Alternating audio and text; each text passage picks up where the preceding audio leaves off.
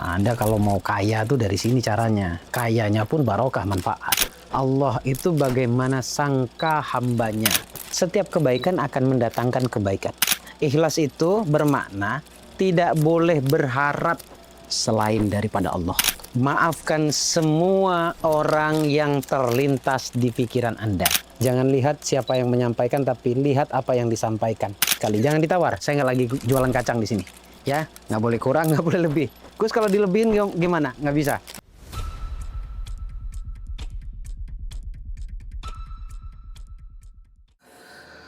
Assalamualaikum warahmatullahi wabarakatuh. Selamat datang kembali di channel Gus Baraja.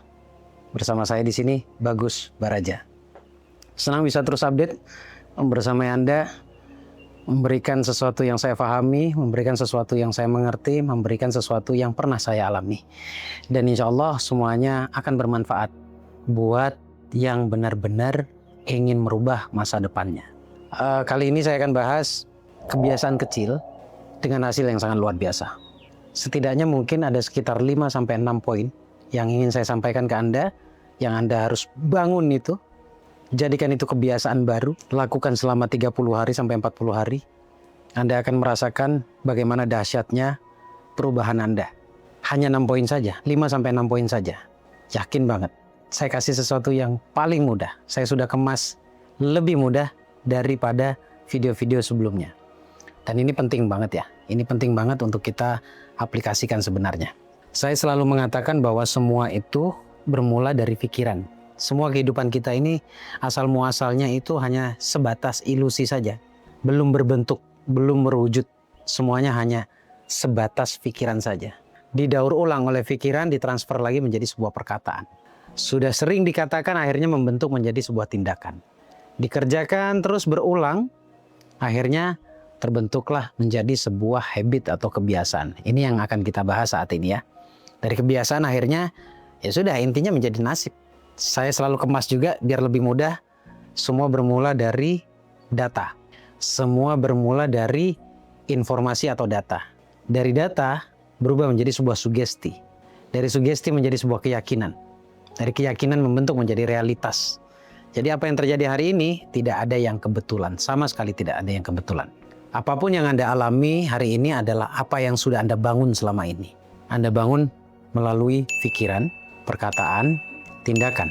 Anda yang membangunnya di situ. Itu dulu yang perlu Anda sadari. Baik buruknya, sadari bahwa itu Anda sendiri yang membangun. Ketika Anda sudah sampai di cara berpikir seperti ini atau penilaian seperti ini, maka otomatis Anda akan berhenti menyalahkan orang lain. Di saat yang bersamaan pula, Anda akan jauh bisa introspeksi diri. Simpel kan? Jadi awalnya sadari dulu bahwa semua yang terjadi adalah kontribusi dari Anda sendiri. Adalah sesuatu yang pernah Anda bangun di masa lalu. Kalau Anda sudah sadar itu, Anda tidak akan lagi menyalahkan eksternal. Tidak akan lagi menyalahkan keadaan. Tidak akan lagi menyalahkan orang lain siapapun. Dan setelah itu, maka yang akan dilakukan secara otomatis di waktu yang bersamaan Anda akan introspeksi diri. Itu tuh untungnya bahwa kalau kita menyadari bahwa tidak ada yang kebetulan di dunia ini. Yang terjadi dalam hidup kita itu by design. Siapa yang mendesain? Diri kita sendiri. Allah itu bagaimana sangka hambanya. Sangka itu diletakkan pada pikiran, diletakkan pada hati. Maka hati-hati dalam bersangka-sangka. Ya, itu nasihat dulu di awal. Nah, ketika Anda sudah sadar bahwa semuanya dibangun oleh pikiran Anda sendiri, berarti kita tahu sekarang, atau kita sekarang cari tahu apa yang harus kita pikirkan, apa yang harus kita lakukan, agar masa depan kita nanti berubah. Tidak stuck seperti saat ini yang sedang kita jalani. Khususnya teman-teman yang selalu dalam kondisi kesulitan. Dalam kondisi yang menurut Anda punya masalah. Tapi balik lagi tadi pertama saya katakan bahwa masalah atau kesulitan itu sebenarnya itu bentuknya cuma ilusi awalnya ya. Tapi karena difikirkan berulang, dijadikan sebuah habit, dijadikan kebiasaan memikirkan hal yang buruk, hal yang sifatnya menyusahkan, akhirnya terbentuklah menjadi realitas. Saya bagi ke Anda ada 6 kebiasaan yang boleh saya katakan ini selalu saya lakukan. Akhirnya sangat membawa perubahan.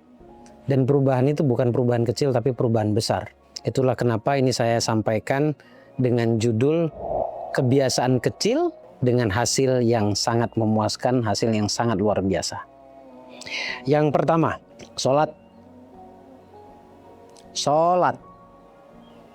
Sadar kan kalau diri kita hamba, tidak ada pilihan. Mohon maaf, bukan saya merasa alim. Saling mengingatkan itu penting. Sholat kalau nggak bisa khusyuk percuma Gus lah, daripada nggak sholat. Iya kan? Daripada nggak sholat. Jadi jangan protes ya kalau hidupmu penuh masalah dengan kondisi Anda tidak sholat, gitu ya. Sholat apa yang saya maksud?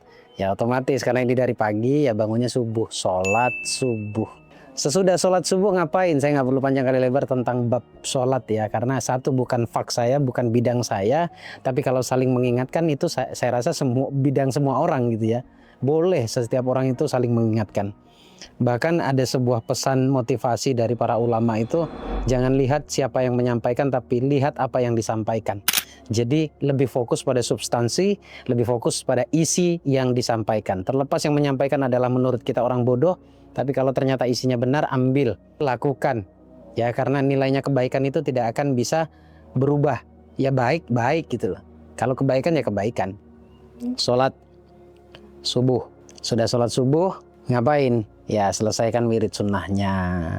Kemudian setelah itu bacalah waqiah, surah waqiah itu 1 kali saja. Nggak apa-apa, 1 kali aja. Jadikan istiqomah. Karena yang terpenting dalam ilmu itu adalah pengulangannya. Baca waqiah, sudah baca waqiah 1 kali, sedekah subuh dulu ya. Berapapun itu. Yang diistiqomahkan bukan angkanya, bukan nominalnya, tetapi perbuatannya. Perkara hari ini Anda bisa sodakohnya 10.000, perkara hari ini Anda bisa sodakohnya 20.000, kemudian besok 30.000, besoknya lagi 50.000, besoknya lagi turun 15.000, nggak ada masalah. Yang dinilai istiqomahnya adalah perilakunya atau perbuatannya, bukan pada angkanya, bukan pada nominalnya, bukan juga pada prosentasenya. Oke? Tapi kalau misalkan Anda menerapkan yang sering saya sampaikan jauh sebelum video ini dibuat mengenai sedekah, atau kemarin kalau nggak salah saya buat penjelasan tentang sedekah, saya menyebutkan 10% itu ketika kita mendapatkan sesuatu atau mendapatkan rezeki. Paham ya sampai di sini ya bab sedekah? Nggak mungkin saya jelaskan bab sedekah panjang kali lebar di sini karena di video sebelumnya sudah selesai, sudah saya bahas.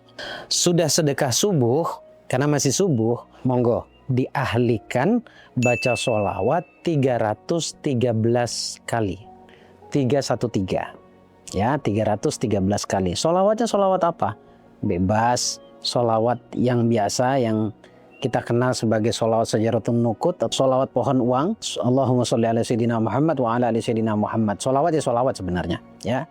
Atau mungkin lebih singkatnya sholawat Jibril gimana Gus? Nggak apa-apa. Sallallahu ala Muhammad, sallallahu ala Muhammad, sallallahu ala Muhammad. Itu sudah bagus. Yang penting 313 kali. Jangan ditawar. Saya nggak lagi jualan kacang di sini. Ya, nggak boleh kurang, nggak boleh lebih. Gus kalau dilebihin gimana? Nggak bisa. Saya dulu tuh pernah bertanya begini ke kiai saya. Karena kita selalu berasumsi ketika banyak atau lebih dari ketentuannya misalkan gitu. Itu menurut saya bagus, menurut kita bagus awalnya. Dalam sisi bacaan bagus, tapi merusak tatanan ijazah gitu loh. Kalau sudah di ijazah sekian ya sekian gitu, lakukan. 313 kali. Nah di sini dibutuhkan untuk tidak kritis pada sebuah nasihat ya. Kalau Anda masih bertanya, walaupun semua pertanyaannya akan dijawab dan sangat bisa terjawab. Gus, kenapa 313 kali? Inilah, di awal sudah Anda diuji. Nggak usah ditanya, lakukan saja. Lakukan saja, toh itu nilainya kebaikan. Setiap kebaikan akan mendatangkan kebaikan. Kalau masih Anda kritisi, setiap sesuatu yang dikritisi berarti belum bisa masuk ke hati. Karena dalam ilmu dunia pikiran itu ada namanya area kritis. Kalau hal buruk saja Anda nggak ngritisi, tidak mengkritisi itu. Tiba-tiba jebol saja, masuk saja ke dalam hati. Kalau hal buruk. Tapi ketika disampaikan kebaikan seperti ini, kenapa tiba-tiba kritis? Mental blocknya muncul. Sudah, amalkan saja. Sholawat itu tidak pernah ditolak. Salah satunya ya, amalan yang Allah juga melakukan. Innallaha wa malaikatahu yusholluna 'alan nabi. Ya ayyuhalladzina amanu shollu 'alaihi wa sallimu taslima. Allah bersolawat. Gitu ya. Baca 313 kali. Terjawab. Kalau Anda punya pertanyaan sebenarnya bisa saya jawab. Bukan berarti saya nggak bisa menjawab pertanyaan. Bukan. Kita tidak dalam kuis tanya jawab masalahnya. Dikasih amalan, lakukan saja. Dengan hati yang enak. Believe. Oh iya. Insya Allah ini bersanad kok. Gitu ya. Sudah sedekah subuh, kemudian sholawat 313 kali. Sudah muncul nih matahari nih, sudah terbit mataharinya. Duduk sejenak, 10 menit saja. Saya minta Anda untuk berikan yang terbaik untuk diri Anda dulu. Minimal berfatihah pada diri sendiri dulu. Kemudian dengarkan audio syukur. Nggak punya audionya Gus? Beli. Cek link di deskripsi. Langsung Anda tertuju pada audionya. Oke? Dengarkan audio afirmasi syukur. Tapi tidak hanya mendengarkan audio saja, tapi juga rasakan, kemudian berikan apresiasi itu terhadap diri sendiri. Tujuan Anda bersyukur itu untuk memberikan sesuatu yang terbaik untuk diri. Merasakan yang saat itu Anda rasakan. Sedang merasakan hangatnya matahari, dirasakan hangatnya. Sedang kena angin sepoi-sepoi, kayak saya lagi ngonten sekarang nih, sepoi-sepoi kena angin tapi banyakan panasnya. Nggak apa-apa, dirasakan, tidak ada komplain. Oke, tidak boleh komplain. Durasinya cuma 10 menit, diajak untuk fokus ke dalam diri, diajak untuk fokus merasakan yang terjadi saat itu juga, saat Anda duduk dalam waktu 10 menit itu. Ya, wah ini luar biasa kalau Anda lakukan ya, setiap hari. Perhatikan dalam kurun waktu 1 bulan. Kemudian yang berikutnya, tidak perlu saya jelaskan panjang di sini, karena ini sama seperti poin kedua tadi, yaitu sedekah. Tapi sore. Sore itu kapan? Menjelang maghrib. Kalau jam 4 gimana? Jangan ditawar. Menjelang maghrib itu, sibukkan untuk bersedekah. Dan berdoalah di situ. Berdoa, minta ke Allah. Agar Allah jadikan wasilah. Kemudian yang pertama, berharap atau berdoalah agar amal soleh Anda yang tidak seberapa itu diterima oleh Allah. Setelah itu, minta lagi ke Allah untuk Allah jadikan wasilah, dijadikan wasilah. Sedekah Anda ini Allah jadikan wasilah untuk pengabulan doa. Berdoa saja, nggak apa-apa. Kita mainnya di bawah. Di saat banyak orang yang ngebahas di atas, kita mainnya di bawah dulu. Ya, ikhlas dulu. Jangan lompat ke muhlas atau ke muhlis dulu. Ikhlasnya aja belum benar kok. Ikhlas itu bermakna tidak boleh berharap selain daripada Allah. Jadi kalau berharapnya ke Allah, boleh, sah. Justru aneh kalau ada orang yang berani melarang Anda berharap kepada Allah. Aneh itu orang. Berharap kepada Allah kok dilarang. Yang nggak boleh itu kalau berharap selain daripada Allah. Itu namanya level ikhlas yang standar. Dan itu sah, itu boleh. Suatu saat, lama-kelamaan, yang namanya ikhlas tadi, yang Anda berharap kepada Allah itu, hanya semata-mata berharap kepada Allah atau pertolongan dari Allah, lama-kelamaan itu akan terbentuk menjadi sebuah belief, menjadi sebuah keyakinan, dan akhirnya Anda sudah tidak melakukan lagi apa yang saya sampaikan ini. Makanya semuanya itu perlu latihan, gitu ya, semuanya perlu latihan. Kadang kita untuk menuju kebenaran itu harus salah dulu kok. Nah, gitu ya. Kemudian yang berikutnya, ampuni dan maafkan dan doakan orang lain. Kapan ini? Kan sudah seharian nih beraktivitas nih. Karena tadi kita sudah dihadang oleh sedekah sore, pelepasan masa atau pelepasan waktu atau perpindahan waktu. Habis itu kita beraktivitas seperti biasanya, sholat maghrib. Setelah sholat maghrib, sholat isya, pas waktu isya maksudnya. Jangan dibablasin sholat maghrib sama isya gitu ya. Sholat maghrib, kumpul keluarga dulu, habis itu sholat isya. Habis itu kan biasanya orang yang sudah capek beraktivitas seharian itu kan bergegas untuk istirahat ya. Sebelum istirahat, ampuni, maafkan semua orang yang terlintas di pikiran Anda. Atau mungkin barusan Anda lihat. Siapapun yang barusan lewat di depan Anda, yang kenal. Karena biasanya konflik itu munculnya dari perkenalan. Maafkan semua. Semuanya tanpa terkecuali. Selain memaafkan, doakan mereka. Nah, Anda kalau mau kaya tuh dari sini caranya. Kayanya pun barokah manfaat. Ya. Kemudian maafkan, kemudian doakan yang baik-baik saja. Kenapa? Karena doa itu akan kembali ke diri Anda nanti.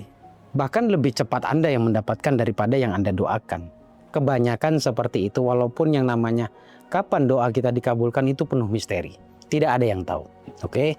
Makanya kita selalu berbaik sangka, berbuat baik, kirim doa untuk orang banyak, untuk orang lain. Dan sebelum tidur, afirmasi ya. Jangan lupa afirmasi. Afirmasinya adalah afirmasi yang sifatnya mengkoneksikan atau menghubungkan Anda pada kekayaan. Seperti apa afirmasinya mungkin saya akan bahas di lain waktu, di video berikutnya. Tapi poin terakhir yang mau saya sampaikan adalah jangan lupa juga di bagian akhirnya sebelum Anda tidur untuk merilis emosi negatif. Melepaskan semua emosi negatif yang pernah ada dalam hidup Anda. Cara ngeceknya gimana? Kemudian bagaimana caranya kita mengidentifikasi emosi negatif kita?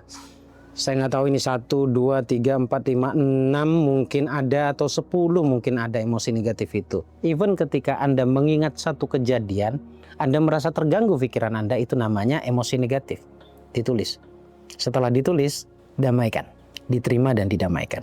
Kemudian tulislah sepanjang aktivitas Anda, apa saja yang Anda dapatkan dan yang Anda alami.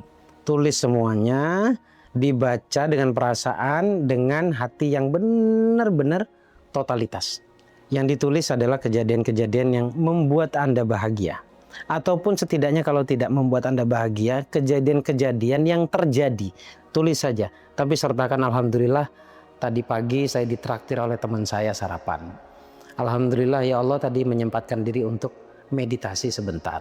Alhamdulillah ya Allah tadi sempat makan bareng sama teman-teman. Alhamdulillah ya Allah tadi dapat senyuman yang indah dari pasangan saya, dan lain sebagainya. Besok paginya itu yang dibaca. Clear ya? Saya nggak tahu tadi ada berapa, kalau nggak salah ada 6 habit yang mulai Anda harus bangun. Ada yang kurang? Ya mungkin menurut Anda yang kurang yang afirmasi kaya tadi ya. Mungkin saya akan bahas di video yang berbeda. Jadi itu saja dari saya. Ya Anda akan rasakan lah setelah Anda praktekkan 30 sampai 40 hari. Seberapa dahsyatnya, seberapa luar biasanya. Kalau nggak ada perubahan berarti Anda punya problem dalam hati Anda. Nah problem itu yang harus diidentifikasi, harus diketahui, kemudian dilepaskan. Karena itu masih sangat melekat dalam jiwa Anda. Terima kasih, semoga bermanfaat. Saya Bagus Baraja, Al Fakir di sini. Assalamualaikum warahmatullahi wabarakatuh. Allahumma shalli ala sayyidina Muhammad.